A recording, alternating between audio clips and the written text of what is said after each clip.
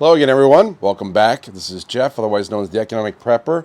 And of course, I do accept Bitcoin. So I'm going to dive right into it. I'm just going to talk about freedom and what you need to make sure that you have freedom and the challenges that we're seeing it, and especially in the finance arena. Now, I know a lot of the world is talking about freedom, especially of speech, the 2A, being able to carry these around. We are privileged, obviously, in the United States to have that Bill of Rights. Europe and other countries are suffering from it. There is digital ID that's being swapped around and pushed around, or introduced, I'll say. Introduced in the UK and other countries in Europe. They're pushing for it.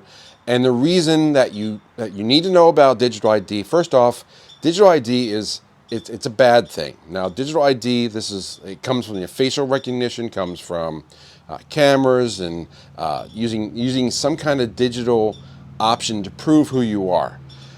Now, a lot of people want people to prove who they are because of citizenry, but this is not about that. This is more about control over your actions. You control what you have, what you can do, freedom of movement, freedom of speech, freedom of finances, all those different things.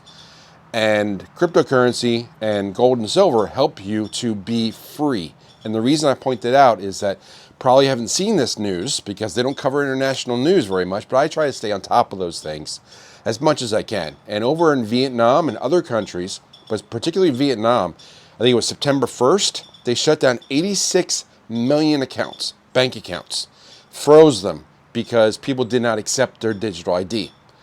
This is what they want to do. And when I say they, that's the powers that be, the people in control, the people that want things to stay status quo so that your freedoms don't continue. They want control over you. Control over your money, control over your movement, control over your words, your speech, what you can do or say, or how you can act. That's what they want to do. And one of the ways to combat that is, of course, don't opt into these digital recognition things. I did see I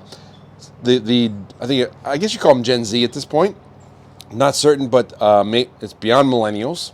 So maybe that's the millennials. I don't know. Leave a comment down below. Let me know that. I always get that confused. I think I'm technically X, but I'm not sure. Anyway, the lines get weird after the boomers.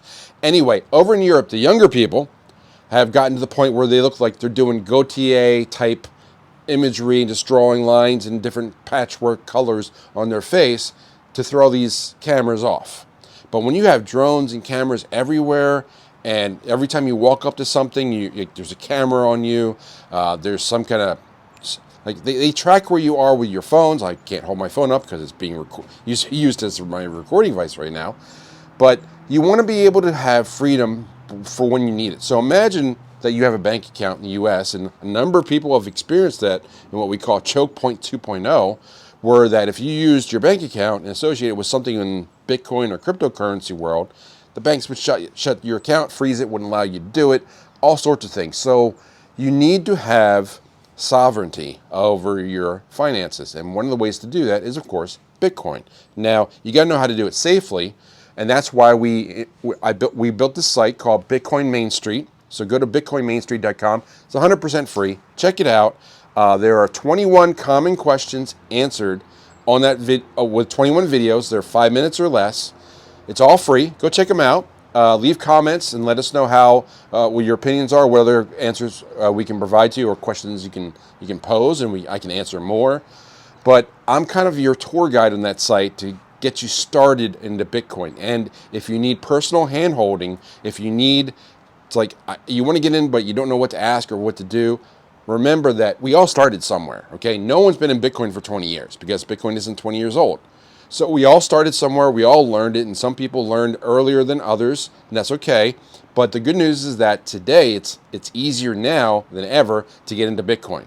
But if you need particular help on how to do it right, how to do it safely, there'll be a link down in the description. It's my calendar, it's on Calendly, and you can book a 15-minute call with me to get started. And we can just talk. I can probably at the end of 15 minutes have you started on your journey, but obviously we can continue beyond that. And of course you have Bitcoin Main Street to check out even more questions or ask more for us and give us more comments and more questions to answer, which creates videos like this one. So stay free, stay out there, stay in control over your money, because your money in a bank isn't yours anymore. I don't know if people know that, but as soon as you put your deposit into the bank, it is on their books, not yours. You're a debtor.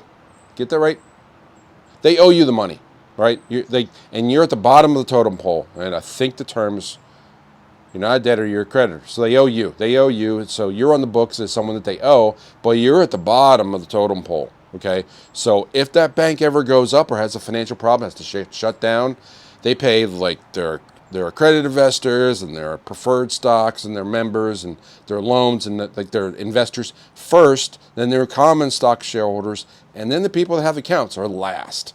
So guess what? If they have financial trouble, the people at the last are the ones that are going to be on the short end of the stick.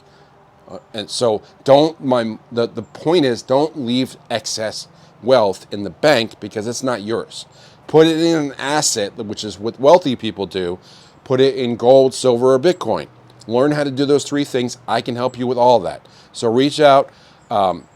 First conversation is free, of course, but I want to help you learn about how to protect your freedom and protect you and yours, so that those in charge can't take that away. So lots said today. Leave a comment, ask questions. Check out the site, Bitcoin Main Street. Again, that's the free website. And I'll talk to you next video. Take care.